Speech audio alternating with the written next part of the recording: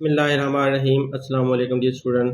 Question number 2 का F S F maximum find करने वाला रहता था, तो वो मैंने इस वीडियो में फाइंड किया। उसमें हमने कॉर्नर पॉइंट क्वेश्चन नंबर 2 के ढूंढ लिए थे।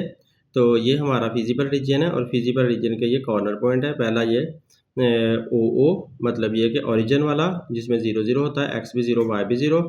और दूसरा कॉर्नर पॉइंट है 4,0 वाला, ये वाला। और फिर उसके बाद ये हमें 0,5 वाला ये कॉर्नर पॉइंट मिले। तो ये 3 कॉर्नर पॉइंट इसके मिले हैं। तो 3 कॉर्नर पॉइंट से हमने अब एफ मैक्सिमम फाइंड करना है। तो एफ मैक्सिमम फाइंड करने के लिए ये मैंने टेबल बनाया हुआ है, तो यहाँ से आप लोगों को समझा देता हूँ। कॉर्नर पॉइंट्स पहले हमने यहाँ पर लिख लिए। तो कॉर्नर पॉइंट्स जो तीनों थे वो किसी भी तरतीब से आप पहले, दूसरा, तीसरा किसी भी तरह से आप लिख सकते हो। तो वो मैंने तीनों कॉर्नर पॉइंट यहाँ पर देखे उठा लिए हैं। तो पहला 0 0, इसका मतलब है एक्स भी 0 और वाई भी 0 है।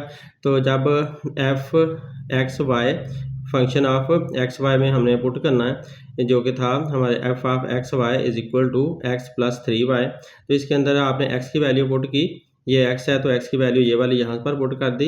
और फिर ये y है तो y की वैल्यू यहाँ से उठाकर यहाँ पर पुट कर दी। तो f ऑफ 0 0 हमारे पास बन गया। इधर भी आपने x की जगह 0 लिखना है क्योंकि x की वैल्यू ये 0 है। तो इधर y की जगह भी 0 लिखना है क्योंकि y की वैल्यू भी 0 है। तो 3 को 0 से मल्टीप्लाई करें तो 0 ही आंसर आता है, और ये वाला ऑलरेडी 0 है तो 0 0 प्लस करके 0 ही आंसर आता है। तो लिहाजा यहाँ पर f मैक्सिमम की वैल्यू 0 आ रही है। तो f की वैल्यू यूँ समझो 0 आ रही है। तो यहाँ पे अगला पॉइंट हमने लिया 4,0 वाला। तो इधर से आप देख लें, ये वाला 4,0 वाला हमने अगला पॉइंट लिया कॉर्नर पॉइंट। तो उसका भी f हमने फाइंड किया। डियर स्टूडेंट, उसकी हमने वैल्यू पुट कर दी फंक्शन के अंदर। तो क्योंकि x इसका 4 है तो x की जगह पर 4 लिखेंगे, y इसका 0 है तो y की जगह पर 0 लिख देंगे। इसी तरह x की जगह पर 4 आ जाएगा और y की जगह पर ये 0 आ जाएगा। तो 3 0 0 ही आता है और 4 जो है वो वैसा का वैसे ही आ जाएगा। 4 + 0 4 आंसर आएगा। तो यहाँ पर f मैक्सिमम का आंसर 4 आया।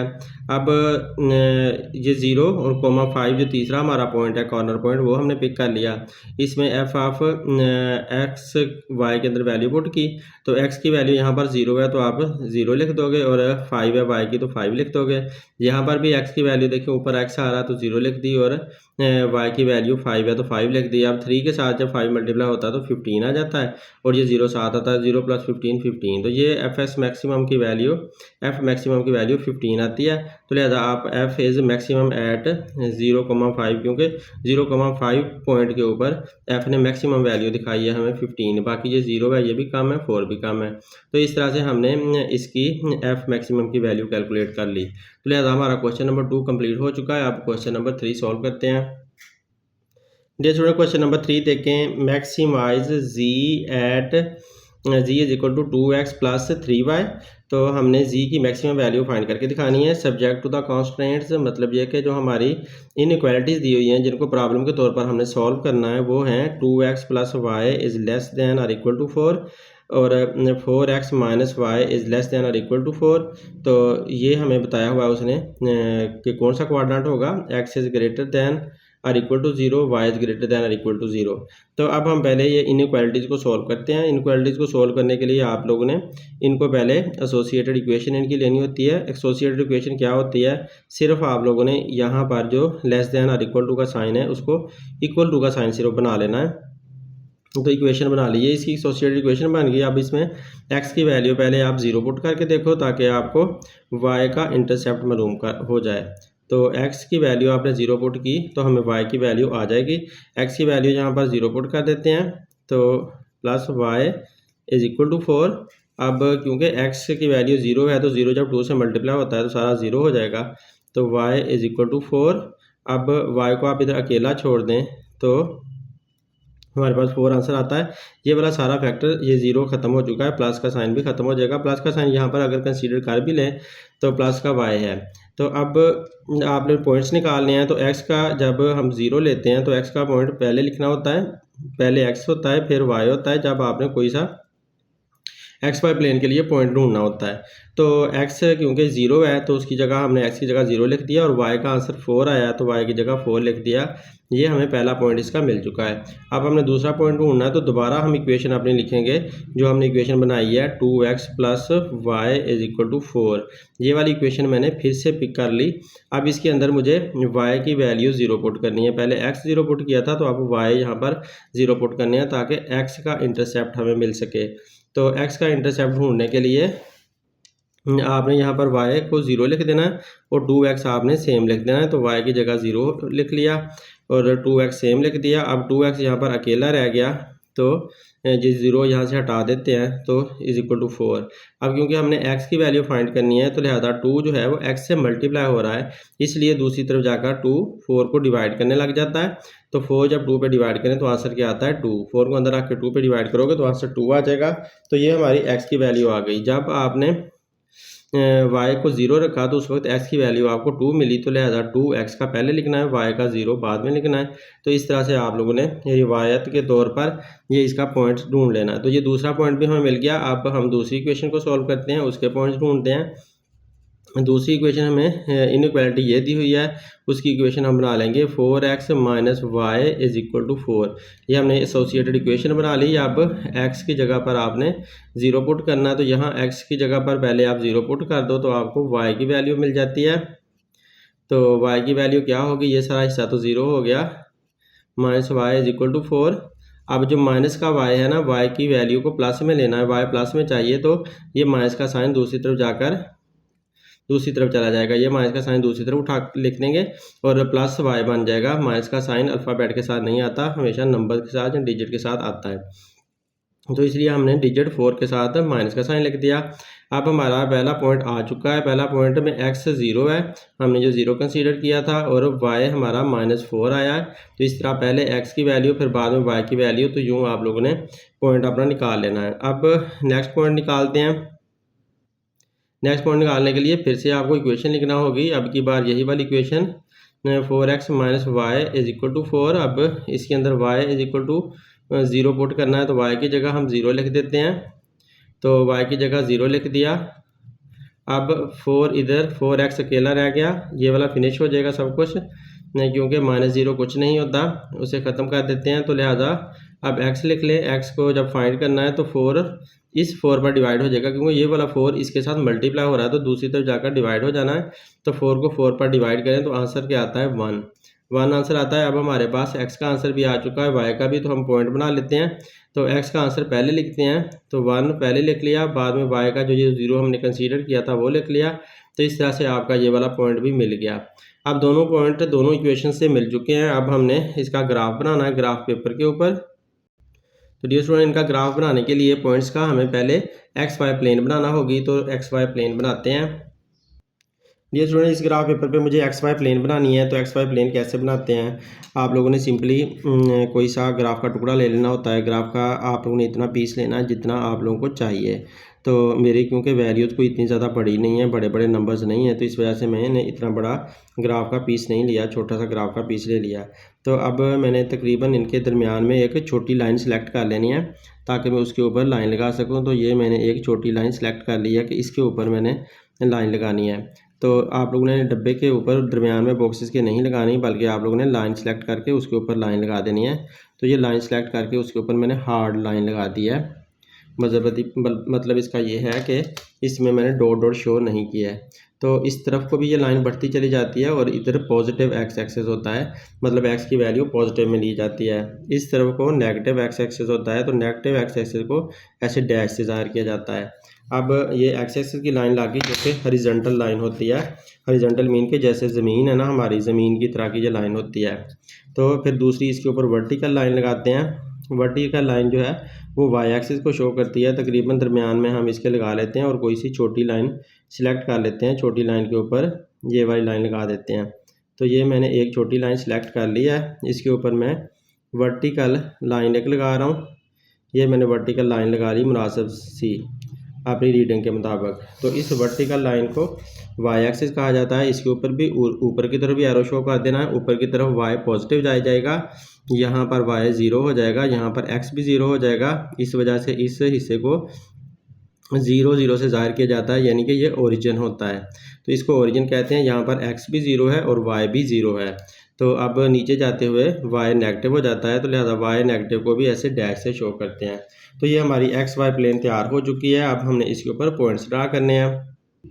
ये स्टूडेंट एक्स वाई प्लेन के ऊपर ग्राफ ड्रा करने के लिए या इक्वेशंस के पॉइंट ड्रा करने के लिए हमने पहले इक्वेशंस के पॉइंट लिख लेने हैं। तो मैं पहले इक्वेशंस के पॉइंट लिख देता हूँ। मेरी पहली इक्वेशन जो है वो है 2x plus y is equal to, यहाँ पर इक्वल टू का साइन आपने लगाना होता है क्योंकि इक्वल टू का साइन कंसीडर करके हमने पॉइंट्स निकाले होते हैं। तो ये 0,4 है पहला पॉइंट, 0,4 ये पहला पॉइंट बना लिया। फिर एक कॉमा लगा लें और इसका दूसरा पॉइंट क्या हमने निकाला था, दूसरा पॉइंट हमने निकाला था ये वाला, तो वो था 2,0, 2,0 वो वाला पॉइंट लिख लेते हैं। 2,0 ये पॉइंट लिख लिया। अब इन दोनों पॉइंट्स को हमने अपनी एक्स वाई प्लेन के ऊपर ड्रा करना है। मतलब ये कि हमने इनका ग्राफ बनाने के लिए, इनकी लाइन लगाने के लिए हमने इन पॉइंट्स को ड्रा कर देना है। तो 0x के साथ है और 4y के साथ है, 0x के साथ और 4y के साथ। और देखो 4 पॉजिटिव है, 4 अगर नेगेटिव होता तो हम नीचे जाते, क्योंकि 4 पॉजिटिव है तो हमें ऊपर की तरफ जाना है। यहाँ पर y का पॉजिटिव 1 है, यहाँ पर y का पॉजिटिव 2 है, ये 3 है, ये 4 है। तो y का पॉजिटिव 4 इस जगह पर बन रहा है। तो ये चौथा बॉक्स मैंने, चौथे बॉक्स का कॉर्नर मैंने ढूंढ लिया। तो देख लें आप लोग ना, दरमियान से गिनते जाया करें, 1 2 3 4। तो लिहाजा यहाँ पर हमारा बन रहा है कौन सा पॉइंट, जिसमें y 4 है और x 0 है। तो लिहाजा मैं यहाँ पर इसका नाम लिख देता हूँ 0,4, क्योंकि यहाँ पर x 0 है तो ये 0 है, x 0 y एक्सेस जहाँ पर भी जाओगे उस y एक्सेस के ऊपर हमेशा x 0 ही होगा। और y की कुछ ना कुछ वैल्यू हर जगह पर ज़रूर होती है। सिर्फ यहाँ पर y की वैल्यू 0 होती है, बाकी हर जगह पर y की वैल्यू कुछ ना कुछ ज़रूर होती है। तो लिहाजा ये हमारा एक पॉइंट ड्रा हो गया। अब दूसरा पॉइंट इसका देखें तो 2x का है और 0y का है। पहला x का होता है, दूसरा y का होता है, तो 2x का और x का पॉजिटिव है। तो x का पॉजिटिव 2 कहाँ होगा, 1 2, क्योंकि ये वाली साइड सारी पॉजिटिव में जाती है। तो लिहाजा 1 और 2, यहाँ पर x का पॉजिटिव हमने 2 का डॉट लगा लिया। अब क्योंकि यहाँ पर 2x का है और 0y का, तो देखें यहाँ पर y का 0 है क्योंकि y x के ऊपर 0 होती है। लिहाजा ये x का इंटरसेप्ट पॉइंट मिल गया और ये y का इंटरसेप्ट पॉइंट हमें मिल गया। तो इस पॉइंट का भी यहाँ पर नाम लिख देता हूँ। यहाँ पे इसका नाम ले देते हैं, ये क्या है 2,0। ये दोनों पॉइंट्स के नाम आ गए। अब इन दोनों पॉइंट्स को मिला देंगे तो हमारा ग्राफ तैयार हो जाएगा इस इक्वेशन का। तो इस इक्वेशन का ग्राफ बनाने के लिए मैंने दोनों पॉइंट्स को के पास स्केल रखा, और स्केल इस तरह से रखना है कि दोनों पॉइंट्स को आपकी जो पेंसिल की का पॉइंट है वो टच करता हुआ गुजरे, दोनों पॉइंट्स के समझो बिल्कुल दरमियान से गुजरे। तो मैंने इस पर रख के देख लिया, दोनों पॉइंट्स के बिल्कुल ऊपर रखा जा रहा है। तो इस वजह से मेरा अब इनको टच करता हुआ बिल्कुल दरमियान से ये गुजर जाएगा। जब मैं लाइन ड्रा करूँगा तो इस तरह से मैंने लाइन ड्रा कर लिया है। तो ये दोनों पॉइंट्स के ऊपर से बिल्कुल गुजर रहा है। ये हमारी लाइन बन गई है। इस लाइन को क्या नाम देंगे, इस लाइन को, ये जो हमने इक्वेशन लिखी है ये वाला नाम दे देते हैं। इधर हम इस इक्वेशन का नाम रख देते हैं। इसका नाम क्या हुआ, इसका नाम हुआ 2x plus y is equal to 4। ये इस इक्वेशन का नाम रख दिया हमने, इस लाइन का नाम रख दिया। इस लाइन का नाम इसकी इक्वेशन की बिना पर रखेंगे क्योंकि इस इक्वेशन से हमने पॉइंट ढूंढे थे और इसकी वजह से हमें ये लाइन बनानी आई थी। तो लिहाजा हमने इसका नाम रख दिया इस लाइन का। अब हमने दूसरी इनइक्वालिटी की इक्वेशन लिखनी है। दूसरी इनइक्वालिटी की इक्वेशन हमारी ये है, वो है 4x minus y is equal to 4। तो यहाँ पर लिख लेते हैं 4x minus y is equal to 4। अब इसके पॉइंट्स क्या आए थे, इसका पहला पॉइंट था 0, -4, तो ये वो लिख लेते हैं 0, -4। ये पहला पॉइंट हमें मिला था। इसका दूसरा पॉइंट कौन सा था जो हमने लास्ट में निकाला, वो था 1, ये देखें 1, 0, ये वाला था इसका दूसरा पॉइंट। तो 1, 0 ये हमने ले लिया है। अब इसमें देखो पहला पॉइंट अगर ये वाला है तो इसको आप देखो 0, -4 मतलब 0 x के साथ है और y के साथ -4 है। तो अब आपको y माइनस की तरफ जाना है। तो यहाँ पर y 0 0 होता है और नीचे की तरफ y माइनस में आने लग जाता है। तो यहाँ पर -1 हुआ, यहाँ -2 हुआ, यहाँ -3 और यहाँ -4। तो इस जगह पर नीचे की तरफ y माइनस में आ गया -4। तो इस जगह पर y हमारा -4 है। तो देख लें यहाँ पर 0 है y, ऊपर पॉजिटिव है y की वैल्यू, नीचे y की वैल्यू नेगेटिव है।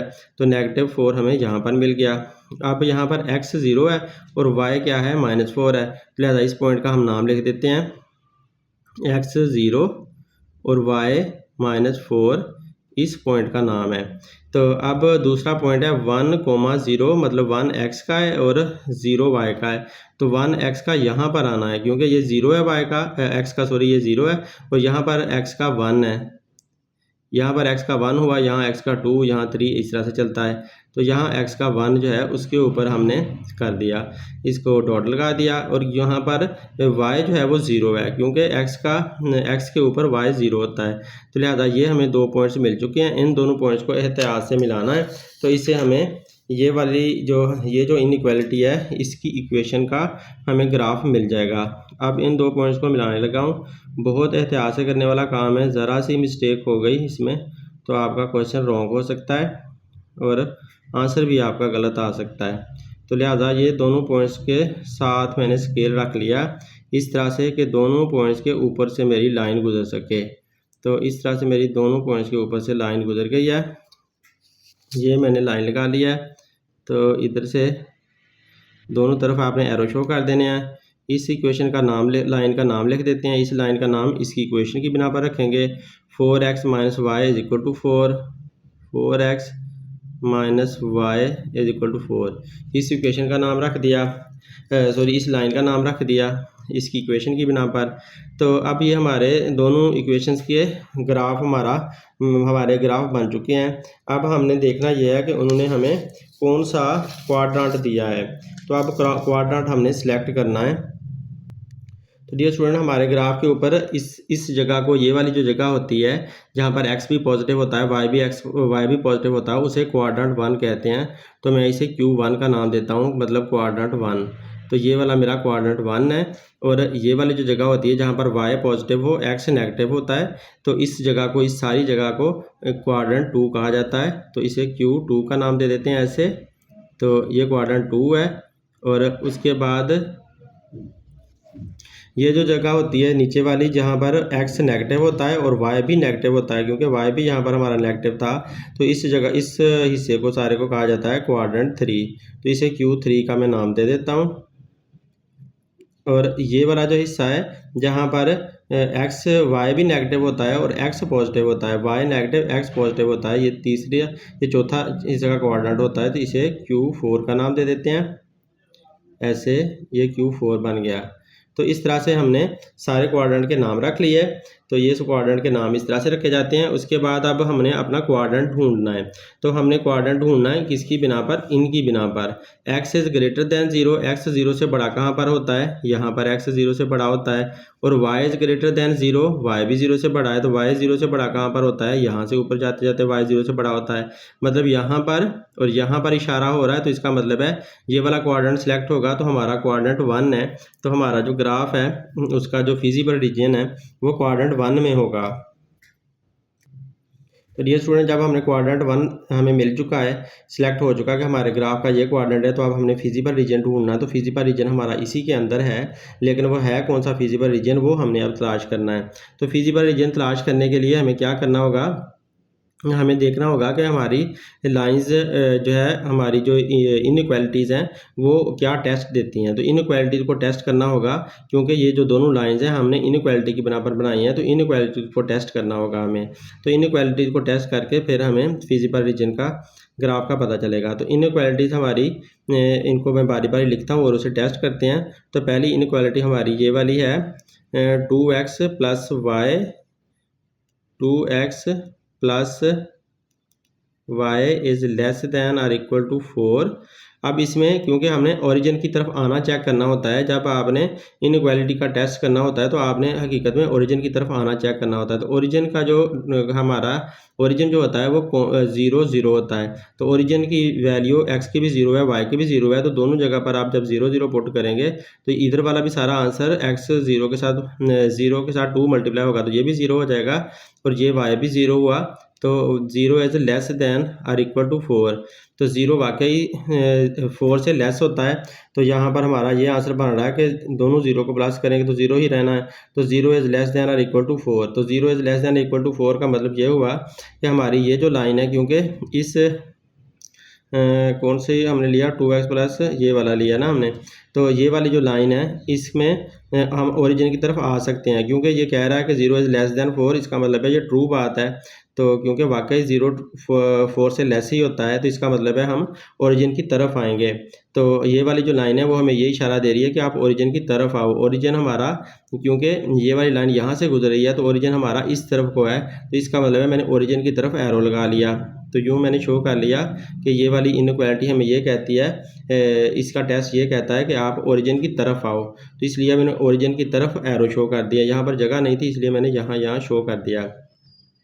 अब देखो इसका दूसरी का टेस्ट करते हैं। जो दूसरी हमारी इक्वेशन है, इनइक्वालिटी है, वो ये वाली है। उसकी ये इक्वेशन है और ये हमारी इनइक्वालिटी है दूसरी। तो दूसरी इनइक्वालिटी को आप यहाँ पर लिख लो, यहाँ पर इसका टेस्ट कर लो। तो 4x minus y is less than 4। अब इसमें भी आपको क्या करना होगा कि क्योंकि आपने ओरिजिन की तरफ आना चेक करना है, तो ओरिजिन में 0 0 होता है, x भी 0 y भी 0, तो इस दोनों को 0 0 कंसीडर करेंगे। तो जब 4 0 से मल्टीप्लाई होगा तो ये हिस्सा भी 0 हो जाएगा, क्योंकि x की वैल्यू 0 है तो 0 multiply by 4 is equal to 0, और y की वैल्यू भी 0 है तो 0 आ गया यहाँ से भी। तो अब 0 माइनस 0 आंसर 0 ही रहना है। तो इसका मतलब है इसका टेस्ट हमें क्या बताता है, 0 इज लेस देन 4, इसका मतलब है इसका टेस्ट भी हमें ट्रू आ रहा है, बिल्कुल सही बात कर रहा है इसका टेस्ट भी। तो इसका मतलब है ये जो लाइन है हमारी दूसरी लाइन ये वाली, ये भी कहती है कि आप ओरिजिन की तरफ आओ, तो ये भी ओरिजिन की तरफ आती है। तो इसका मतलब है ये भी इस तरफ को ही एरो हमसे लगवा रही है। तो क्योंकि इसका ये वाली यहाँ से गुजर रही है तो ओरिजिन की तरफ आना, इसका मतलब ये बनता है कि आप इस तरफ को ओरिजिन की तरफ जाएं। तो ये लाइन यहाँ से ओरिजिन के साथ गुजर रही है तो इस तरफ को हमें इशारा दे रही है, तो इसका भी एरो आप इस तरफ को ही लगाओगे, तो इस ओरिजिन की तरफ लगाओगे। अब देखो यहाँ पर ये एरो और ये एरो एक दूसरे की तरफ मुंह किए हुए हैं, इनका दोनों का फेस एक ही तरफ है। तो इसका मतलब ये हुआ कि हमारा जो फिजिबल रीजन है वो ये बनेगा। इसकी वजह क्या है, इसकी वजह ये है कि देखो हम क्वाड्रेंट 1 हमने सेलेक्ट किया था, तो क्वाड्रेंट 1 के अंदर ही हमने रहना है। तो क्वाड्रेंट 1 के अंदर इतना सा ही इलाका आ रहा है, ये वाला जो हिस्सा है ना वही आ रहा है। तो इसमें एक पॉइंट हमें ये मिला हुआ है, एक पॉइंट ये मिला हुआ है और एक पॉइंट हमें ये मिल रहा है। तो ये हमारे जो सारे पॉइंट्स हैं ना, ये सारे फिजिबल रीजन के कॉर्नर हैं। चलिए स्टूडेंट हम फिजिबल रीजन अब बना लेते हैं यहाँ पर। तो हमें पता चल चुका है कि ये वाली जो जगह है ये इतना फिजिबल रीजन हमारा बन रहा है, सिर्फ इतना सा, क्योंकि हमने ग्राफ पेपर पर ड्रा किया हुआ है। तो अगर हम खुद से ड्रा करते तो हमारा बड़ा फिजिबल रीजन बन सकता था, या फिर ग्राफ पेपर के ऊपर आप 2-2 बॉक्सेस लेकर एक एक कंसीडर कर लो, या 3-3 बॉक्सेस को एक एक कंसीडर कर लो, तो फिर आपका बड़ा बन जाएगा। लेकिन मैं एग्जैक्टली बुक के मुताबिक चलना चाह रहा हूँ, इस वजह से मैं आप लोगों को इस तरह से दिखा रहा हूँ। बाकी आप लोग अपनी मर्ज़ी कर लें, आप 2-2 बॉक्सेस लेकर ना उनको एक एक कह लो, तो इस तरह से आपका ग्राफ बड़ा बन जाएगा और वाज़े ज़्यादा बन जाएगा। तो बहरहाल ये मेरा फिजिबल रीजन बन रहा है। इस फिजिबल रीजन के अब हमने कॉर्नर पॉइंट्स ढूंढने हैं। तो ये स्टूडेंट देखें कॉर्नर पॉइंट्स में ये फिजिबल रीजन तो हमारा बन गया ना, तो इसका ये भी कॉर्नर पॉइंट हमारे पास है जो कि ओरिजिन है, ये भी हमारे पास कॉर्नर पॉइंट है जो कि 2,0 है, और ये वाला कॉर्नर पॉइंट भी है 0,4 वाला। ये वाला कॉर्नर पॉइंट हमें ढूंढना है। तो ये वाला कॉर्नर पॉइंट क्या बनता है, तो इस कॉर्नर पॉइंट को अगर आप गौर से देखते हो तो आप पहले इस कॉर्नर पॉइंट से x की तरफ जाएं। तो x की तरफ हम जाते हैं तो ये हमारा यहाँ तक 1 है और यहाँ तक 2 है, और इसके दरमियान में तकरीबन आ रहा है, या दरमियान से भी थोड़ा सा पीछे ही आ रहा है, यहाँ पर ये आ जाता है। तो इस तरह इसका मतलब है 1 पॉइंट यूँ समझो कि 1.3 या 1.4 हमारा ये वाला आंसर बन रहा है। तो लिहाजा हम इसको जो x के साथ इसका जो आंसर निकल रहा है, मैं यहाँ पर उसको लिख देता हूँ, x के साथ इसका आंसर निकल रहा है 1.3, क्योंकि ये मुझे लग रहा है कि इसके और इसके दरमियान में है तकरीबन, या थोड़ा सा 1 की तरफ है, इस तरफ को है, तो 1.3 इसलिए मैंने इसको कह दिया। अब जब इधर से आप y की तरफ जाते हो, तो इधर से आप y की तरफ चलते हो यहाँ से, तो यहाँ पर देखो यहाँ पे आ रहे हैं, तो यहाँ पर भी तकरीबन उसी जगह पर हम पहुँच जाते हैं, तो लिहाजा इधर से भी आपको 1.3 ही मिल रहा है।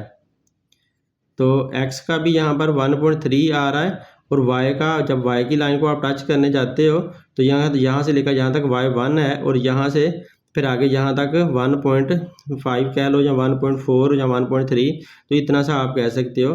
तो 1.3 मैं इसको कंसीडर कर रहा हूँ, क्योंकि ये जो मेरा है ना लाइन, ये थोड़ी डॉट के ऊपर से नहीं गुजरी हुई, थोड़ी सी डॉट के ऊपर से ये भी गुजरती तो ये थोड़ा सा पीछे आ जानी थी लाइन, तो इस वजह से फिर यहाँ पर ये भी 1.3 आ जाना था। तो 1.3 हमारे दोनों जो है ना यहाँ पर x और y मिल रहे हैं।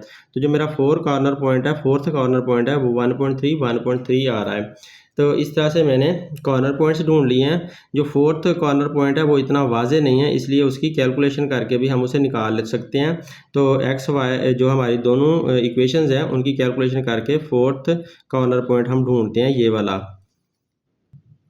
तो डियर स्टूडेंट, क्योंकि हमारा जो फोर्थ कॉर्नर पॉइंट है वो ये वाला है और वो पॉइंट्स में आया है, हमें वाज़े तौर पर वो नहीं पता चल पा रहा, तो ग्राफ पेपर के ऊपर इतना ज़्यादा क्लियर नहीं है। अंदाज़न मैंने ये सारी 1.3 इनका लिया है, तो लिहाजा हम इसको इक्वेशन से कैलकुलेट करके देखते हैं। तो इसको इक्वेशन से कैलकुलेट कैसे किया जाता है, तो इसमें आप लोगों ने दोनों अपनी इक्वेशंस लिखनी है जो हमने इक्वेशन इनइक्वालिटी से बनाई थी। तो 2x + 4y = 4 एक ये इक्वेशन थी, और दूसरी इक्वेशन हमारी थी 4x - y = 4, तो एक ये इक्वेशन थी। तो एक थी 2x + y = 4 और दूसरी इक्वेशन 4x - y = 4, यही इक्वेशन थी जिनकी वजह से हमने लाइंस बनाई थी। तो अब इनको आपने सिमल्टेनियसली सॉल्व करना है। सिमल्टेनियसली सॉल्व करने के लिए देखें, या तो इनका y कटना चाहिए आपस में, या इनका x कटना चाहिए। अब यहाँ पर x 2x है, यहाँ पर 4x है, और y यहाँ पर 1y है, यहाँ पर भी 1y है। अगर ये प्लस का है तो ये माइनस का है, तो ये हमारे लिए ठीक है। तो y इसमें बराबर बराबर है, ये भी 1y है, ये भी 1y है, तो इसलिए आप प्लस करने से इनको सोल्व कर सकते हो, क्योंकि प्लस करने की बिना पर ये प्लस का y और माइनस का y एक दूसरे को कैंसिल आउट कर देते हैं। तो ये दोनों कैंसिल आउट हो गए, प्लस के 1y में से माइनस का 1y निकालें तो आंसर 0 हो जाता है, और 4 में 4 प्लस करें तो आंसर 8 आ जाता है, और 2x में अगर 4x प्लस करते हैं तो आंसर क्या आता है 6x। तो इस तरह से आपने इजीली इनको सोल्व कर लिया। अब आपने x की वैल्यू ढूंढनी है, तो आप x की वैल्यू ढूंढने के लिए जो ये 8 है इसको आप डिवाइड करोगे किस पे, ये 6 पे, क्योंकि 6 x के साथ मल्टीप्लाई हो रहा है तो दूसरी तरफ जाकर डिवाइड हो जाता है। तो इस तरह से आप इनको डिवाइड करो, तो 8 भी 2 पे डिवाइड हो सकता है और 6 भी 2 पे डिवाइड हो सकता है। 8 को 2 पे डिवाइड करो तो आंसर 4 आता है, 6 को भी 2 पे ही डिवाइड करना है तो आंसर क्या आएगा 3। तो लिहाजा यहाँ से हमारा आंसर क्या बन रहा है 4/3। तो x का आंसर हमारा जो आ गया है वो 4/3 आया है। तो 4/3 को आप पॉइंट में निकाल कर देखो तो इसका आंसर क्या बनता है। तो 4 को 3 पे आप डिवाइड करें तो इसका आंसर आता है 1.33, ये आपका 1.333 आता चला जाता है ऐसे ही। तो इसी तरह से ये सेम चलता जाता है, यानी कि आप इस आंसर को ये कह सकते हो कि ये हकीकत में क्या है 1.3 रिपीटिंग है। तो 1.3 इसमें 3 जो है इसमें रिपीट होता चला जाता है, या 4/3 हमारा इसका आंसर बन रहा है। तो डियर स्टूडेंट, अब आपका 4/3 जो आंसर आया वो x का आया है, तो आपने y का आंसर ढूंढना है। तो आप y का आंसर एक तो इसी तरीके से भी ढूंढ सकते हो, आप x को ख़त्म कर दो तो आप y का आंसर मिल जाएगा, या फिर आप ऐसा करो कि इनमें से कोई सी इक्वेशन पिक कर लो जो आपको आसान लगती है। मुझे ये पहली इक्वेशन ज़्यादा आसान लग रही है तो मैं इसको पिक कर लेता हूँ। तो 2x + y = 4। अब इसमें जो x का आंसर आया है वो 4/3, ये वाला आंसर पुट करें, पॉइंट वाला ना करें ताकि आप जलील ना हो। तो लिहाजा 4/3 वाला आप आंसर पुट कर लें। तो x का आंसर जो हमारा आया है वो 4/3 आया, तो इसकी जगह पर हमने 4/3 लिख दिया x की जगह पर। ये जो आंसर था x का ये हमने इस जगह पे पुट कर दिया, प्लस y = 4। अब इसको हल करते हैं, तो ये कटते तो आपस में है नहीं, तो 2 4 = 8/3 प्लस y = 4 बन गया। अब आपने क्योंकि y की वैल्यू फाइंड करनी है, तो लिहाजा 8/3 दूसरी तरफ चला जाएगा और y इधर अकेला रह जाएगा। तो ये वाला 4 हमने ऐसे ही लिख लिया। अब ये जो 8/3 है, यहाँ पर ये प्लस का है, तो दूसरी तरफ जाकर इसने माइनस का हो जाना है, तो माइनस का 8/3 बन गया। सारा का सारा उठाकर हमने दूसरी तरफ ले गए, तो प्लस की बजाय वो माइनस का बन गया दूसरी तरफ जाकर। अब क्योंकि ये 4 फ्रैक्शन में नहीं है, तो इसको भी आप फ्रैक्शन में बदल लो। तो 4 को जब आप फ्रैक्शन में बदलोगे तो 4/1 बन जाएगा। तो क्योंकि साथ वाली जो है वो फ्रैक्शन है, तो आपने इसको भी फ्रैक्शन में बदल लें, ताकि फ्रैक्शन को एक जैसी रकमों को हल करना आसान हो जाए। तो नीचे 1 लगाने से कोई भी फ़र्क नहीं पड़ता, 4 के नीचे आप 1 लगा सकते हैं, क्योंकि 4 को 1 पे डिवाइड करो तो आंसर दोबारा 4 आ जाता है। इसलिए 4 के नीचे या किसी भी नंबर के नीचे 1 लगाने से कोई फ़र्क नहीं पड़ता होता। तो अब आप 1 और 3 का एलसीएम लोगे। 1 और 3 डिफरेंट नंबर हैं, इसलिए इनका जब एलसीएम लेते हैं तो ये एलसीएम 3 ही आना है। तो 1 × 3 = 3, ये एलसीएम मैंने ले लिया। अब इस 3 को अंदर रख के इस 1 पे डिवाइड करना है। तो इधर ऐसा करते हैं, ये जो एलसीएम वाला 3 है, इसको अंदर रखा और किस पे डिवाइड किया, इस वाले 1 पे डिवाइड किया, तो 1 3 × 3, तो यहाँ पर 3 हमारा आंसर आ गया। जब 3 को अंदर रख के 1 पे डिवाइड करते हैं तो आंसर 3 आता है और रिमाइंडर 0 आ गया। ये जो 3 आया, इसको आपने ऊपर वाले के साथ मल्टीप्लाई करना, तो 3 × 4 = 12। तो यहाँ पर हमारा 12 आ जाएगा। जब आप इस 3 को इस 4 से मल्टीप्लाई करोगे, आंसर वाले को, इस आंसर को ऊपर वाले न्यूमरेटर पे मल्टीप्लाई करना है। ये माइनस का साइन सेम लगा दिया। अब दोबारा इस 3 को अंदर रख के इस 3 पे आपने डिवाइड करना है। तो लिहाजा इस 3 को अंदर रख के एलसीएम वाला जो 3 है इसको अंदर रखें, इसका डिनोमिनेटर है जो भी हो उस पर डिवाइड कर दें, तो 3 × 1 = 3। अब की बार 1 आंसर आया है और रिमाइंडर हमारा 0 है। ये जो 1 है, इसने ऊपर वाले 8 के साथ मल्टीप्लाई होना है, तो 1 × 8 किया तो 8 ही आंसर आया। तो अब हमारा इसके आंसर क्या बनेगा, 12 को में से 8 माइनस करें तो आंसर क्या आता है, 4/3। तो इसका आंसर भी देखें 4/3 ही आया है। मतलब ये कि ये भी 1.3, इसमें भी 3 रिपीट हो रहा है। इसी तरह का इसका भी आंसर बनता है। तो अब इसके मैं आंसर यहाँ पर दोनों इकट्ठे कर देता हूँ। तो एक 4/3 हमारा x का आया, दूसरा 4/3 हमारा y का आया, यानी कि 4/3 का मतलब है 1.33 और इधर से भी 1.33। तो ये हमारा जो फोर्थ पॉइंट है, ये हमें वो मिल चुका है। तो कॉर्नर पॉइंट फोर्थ भी हमने ढूंढ लिया। तो डियर स्टूडेंट, जो फोर्थ कॉर्नर पॉइंट है वो हमारा तकरीबन सेम ही था। जो ग्राफ पेपर पर हमने 1.3 निकाला था, वो तकरीबन सेम ही बनता है, लेकिन बस आपको एग्जैक्ट वैल्यू चाहिए। तो लिहाजा इसको एग्जैक्ट आपने कैलकुलेशन करके ही निकालनी है। अदरवाइज़ आप बड़ा ग्राफ बनाएं, 2-2 बॉक्स लेकर या 3-3 बॉक्स लेकर या 4-4 बॉक्स लेकर बनाएं, बड़ा ग्राफ बनाएं बड़े पेपर के ऊपर, तो फिर आपका एग्जैक्ट 4/3 आंसर भी आपको मिल सकता है। तो वो भी आप निकाल सकते हैं। तो बहरहाल ये हमारे चारों पॉइंट्स हमें मिल चुके हैं। चारों पॉइंट्स जब आ जाएं तो फिर हमने इसका जी मैक्सिमम मालूम करना है। तो जी ऑफ मैक्सिमम अब निकालते हैं इसका, इस क्वेश्चन नंबर 3 का। डियर स्टूडेंट, जी मैक्सिमम कैलकुलेशन करने के लिए हमें कॉर्नर पॉइंट्स चाहिए। तो कॉर्नर पॉइंट्स आपने यहाँ से सारे आपने निकाल लिए हुए हैं। तो ये पहला है, ये दूसरा है, ये तीसरा है, ये चौथा है। चारों कॉर्नर पॉइंट ले लेते हैं। तो पहला हमारा यहाँ पर हम इसका एक ग्राफ सा, एक टेबल सा बना लेते हैं। तो इस टेबल के अंदर हम हेडिंग दे लेते हैं। तो देखें, यहाँ पर मैंने कॉर्नर पॉइंट की हेडिंग दे ली, कॉर्नर पॉइंट्स, यहाँ कॉर्नर पॉइंट्स लेता जाऊँगा। और यहाँ पर जो हमारी इक्वेशन है वो लिख लेते हैं। इक्वेशन क्या है, z = f of x y, या z ऑफ एक्स वाई भी लिख सकते हो, क्योंकि उन्होंने z का इसको नाम दिया है। = हमने z की मैक्सिमम वैल्यू फाइंड करनी थी, = 2x + 3y। तो ये उन्होंने इसे इक्वेशन दी थी, तो इसकी हमने मैक्सिमम वैल्यू ढूंढ कर दिखानी है। तो अब आपने कॉर्नर पॉइंट अपने जो लिए हुए हैं वो आपने यहाँ पर लिखते जाना है और सॉल्व करते जाना है। तो पहला कॉर्नर पॉइंट हमारा 0,0 था, यानी कि ओरिजिन वाला था। तो हम उसको यहाँ पर पुट कर लेंगे। तो आप इसको ऐसे ही लिख लो, z = f ऑफ x की जगह पर भी 0 पुट करना है, y की जगह पर भी 0, तो 0 0 आ जाएगा। और यहाँ पर 2x की जगह पर भी 0 प्लस y की जगह पर भी 0।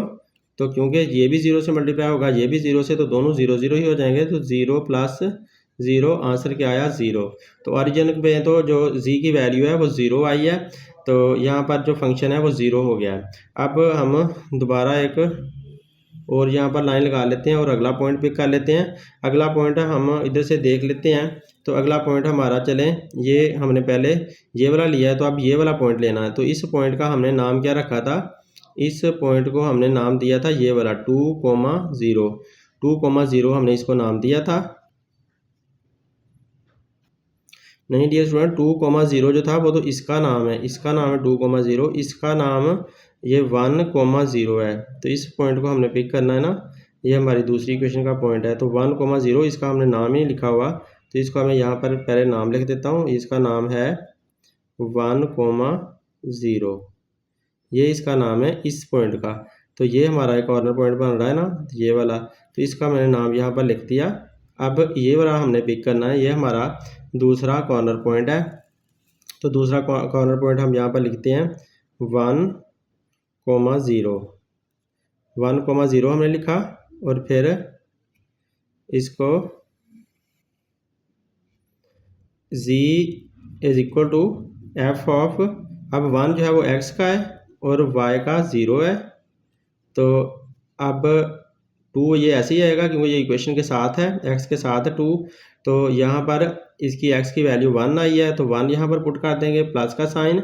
ये 3 भी y के साथ है ऐसे ही रखेगा, लेकिन y की जो वैल्यू है वो 0 है तो वो 0 लिख दी। तो आंसर क्या आएगा, 2 1 2 प्लस 3 0 0, तो 2 में 0 प्लस किया 2। तो यहाँ पर जो हमारा आंसर आ रहा है वो 2 आ रहा है। उसके बाद अगला कॉर्नर पॉइंट देखें। अगला कॉर्नर पॉइंट हम देखते हैं, आपने फिजिबल रीजन से देखना पड़ना है। तो फिजिबल रीजन से ये वाला कॉर्नर पॉइंट ले लिया, ये ले लिया। अगला हमारा ये बन रहा है, चलें अब पहले ये ले लेते हैं 0,4 वाला। तो 0,4 वाला ले लेते हैं। 0,4 वाला क्या बनता है, इसकी क्या कैलकुलेशन आती है देखते हैं। 0,4 ये कॉर्नर पॉइंट पिक कर लिया, इसकी कैलकुलेशन यहाँ पर कर दें। तो इसका भी z लिखा is equal to f of, इसमें x का 0 है और y का 4 है तो y की जगह 4 लिख दिया। अब इधर 2 x की जगह तो इसका भी 0 है तो लिहाजा x की जगह 0 लिखते हैं और 3 वैसे ही आएगा क्योंकि साथ अटैच है। ये जैसे 2 x के साथ अटैच था, 3 y के साथ अटैच है तो ऐसे ही आएगा। और y की वैल्यू 4 यहाँ पर पुट कर दी, तो ये 2 0 0 ही रहेगा, प्लस 3 4 12 आएगा, 0 प्लस 12 भी आ जाएगा। तो इसका आंसर यहाँ पर 12 आ चुका है। यहाँ पर z की वैल्यू 12 आई है। अब अगला हमने निकालना है। अगला क्या था हमारा फोर्थ पॉइंट जो हमने कैलकुलेशन करके निकाला था वो 1.3 है। 1.3 का हमने जवाब क्या लिया था, वो जवाब वो ये ऊपर दिया हुआ है 4/3। तो 4/3 हमारा एग्जैक्ट आंसर है। 1.3 जो है वो एक अप्रोक्सीमेट आंसर है, तो पॉइंट में है, इसलिए आप 4/3 वाला आंसर लो, तब आपके पास एग्जैक्ट वैल्यूज़ आनी है। पॉइंट वाले से एग्जैक्ट वैल्यू नहीं आनी। तो हमने इसको 4/3 ये चौथा पॉइंट ले लिया। इसकी कैलकुलेशन यहाँ पर करते हैं। तो z is equal to f of 4/3, यहाँ पर भी लिख लोगे 2 और 0 की जगह पर क्या आ जाएगा 4/3 क्योंकि x हमारा अब 4/3 है, तो प्लस 3 और ये भी आएगा 4/3। तो ये हमारी कैलकुलेशन इसके साथ आ गई। अब इसको हम सॉल्व करते हैं। तो ये तो 3 इस 3 के साथ काट देते हैं। हम ऐसा करते हैं, काटते नहीं हैं इनको ताकि हमारा डिनोमिनेटर सेम रहे, क्योंकि कटने से ये तो कट नहीं सकता, ये वाला कट भी जाए तो फ़ायदा नहीं हमें पढ़ना, तो इसलिए हम काटते नहीं हैं। 2 4 8, आप इसको लिख लो 8 और नीचे 3 आ जाएगा और प्लस का साइन सेम लग गया और 3 4 12 और नीचे 3 है इसके भी, तो ये 3 सेम आ गया। काटा मैंने इसलिए नहीं है क्योंकि ये काट रहा था तो ये काट नहीं रहा था, तो हमें फ़ायदा नहीं पड़ना था एक साइड को काटने का, दोबारा हमें फ्रैक्शंस बनानी पड़नी थी, खपने वाला पड़ना था, तो इसलिए मैंने सीधा सीधा कर लिया। आप देखो दोनों का एलसीएम सेम आ रहा है, 3 दोनों के नीचे है, तो दोनों का 3 हमने एक पिक कर लेना, एलसीएम में कॉमन ले लिया जाता है, तो 3 हमारा कॉमन आ गया। ऊपर 8 है प्लस 12 है, तो 8 + 12 कर लो सिंपली। 8 + 12 आंसर क्या आता है 20, तो ये आएगा 20/3 इसका आंसर बनता है। 20/3 को आप डिवाइड करके देखो तो आंसर क्या आएगा, क्योंकि 3 6 20 होता है, तो 20 को अंदर रख के 3 पे डिवाइड करो तो 3 6 जार 18 होता है। तो 6 होल समझो 6 होल 2/3 आंसर इसका आएगा। 6 होल 2/3 कैसे, जब आप 20 को अंदर रख के 3 पे डिवाइड करो ना, 3 6 जार 18 आता है।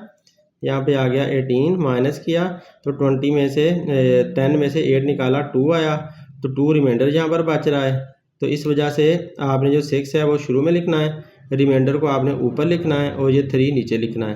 तो इस तरह से आपका जो आंसर है इसका 4th पॉइंट का 6 होल 2/3 आ रहा है, जबकि इस पॉइंट का आंसर जो है ना 12 आ रहा है। तो मैक्सिमम आंसर किस पे आ रहा है, 0,4 पे।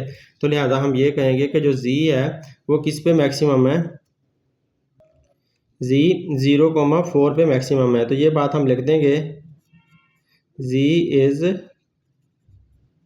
Maximum eight 0,4। तो ये हमारा आंसर आ चुका है जो कि बुक के मुताबिक है बिल्कुल। और उम्मीद है आप लोगों को सवाल की समझ आई होगी। अगर सवाल की समझ आती है तो लाजमी तौर पे अपने दोस्तों को भी बताएं ताकि उनका भी भला हो सके। अपना बहुत सा ख्याल रखें। Thanks for watching. अल्लाह हाफिज़।